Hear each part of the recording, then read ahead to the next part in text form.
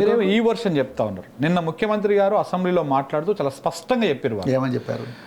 ఇది నాణ్యతా లోపము, కేవలం కమిషన్ల కోసం మాత్రమే తుమ్మిడిహెట్టు నుంచి మేడిగడ్డకు మార్చిర్రు.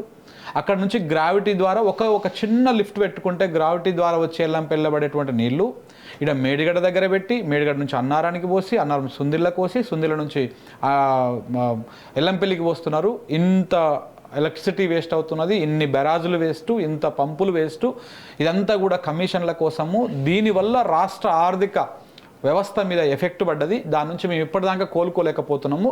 సో కాబట్టి దీంట్లో ప్రధానంగా కేసీఆర్ గారిని, హరీష్ రావు గారిని, ఈటల గారిని శిక్షించాలి అని ఘోష్ రిపోర్ట్ చెప్పింది అని చెప్పేసి ఆయన ఘోష్ రిపోర్ట్ని ఘోష్తో ఆ విధంగా చెప్పించింది రేవంత్ రెడ్డి. ఆయన పినాకి చంద్ర ఘోష్ సుప్రీంకోర్టు చీఫ్ జస్టిసా, సుప్రీంకోర్టు జడ్జా, లేకపోతే అద్భుతమైన జడ్జా కాదు. ఆయనకు ఒక రూట్ ఇచ్చిండ్రు.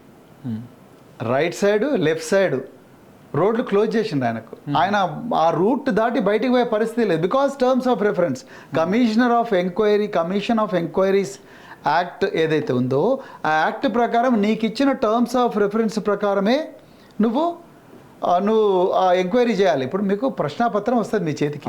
ప్రశ్నాపత్రం వచ్చినప్పుడు 4 ప్రశ్నలు వస్తాయి.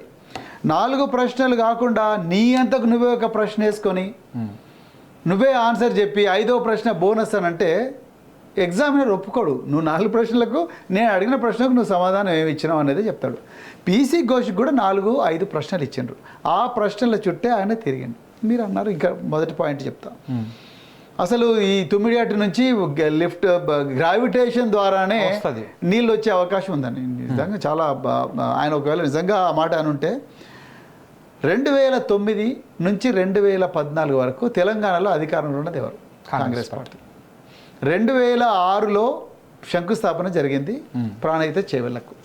మరి 2009 నుంచి 2014 వరకు ఎందుకు ఆ పని చేయలేదు వీళ్ళు? ఎందుకు బ్యారేజ్ కట్టలేదు?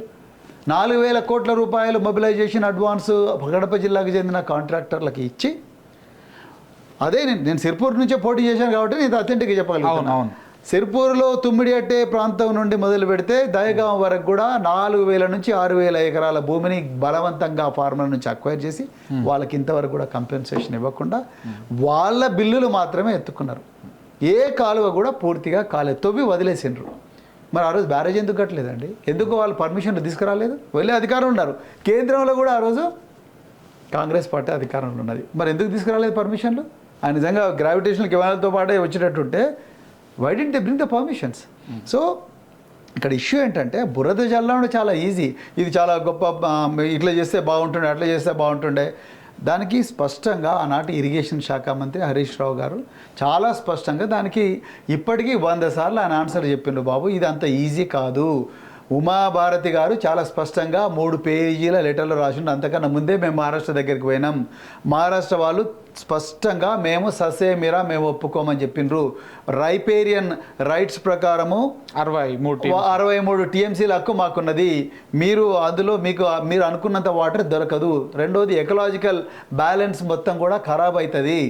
అందుకొరకు మీరు వేరే చోట కట్టుకోండి అని చెప్పినట్టుగా చాలా క్లియర్గా హరీష్ రావు గారు చెప్పిండ్రు.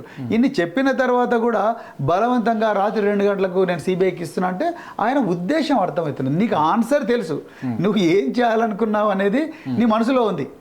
నువ్వు ఇదంతా కూడా 2 రోజుల్లో అసెంబ్లీ సమావేశాలు పెట్టి సాయంత్రం 5 గంటలకు మొదలుపెట్టి రాత్రి 2 గంటలకు జనాలంతా నిద్రపోయిన తర్వాత ఆవులు ఇస్తుంటే అప్పుడు అర్ధరాత్రి సిబిఐకి అప్పచెప్పి అర్ధరాత్రి నేరం. ఇది అర్ధరాత్రి స్వాతంత్రం కాదు, అర్ధరాత్రి నేరం ఇది.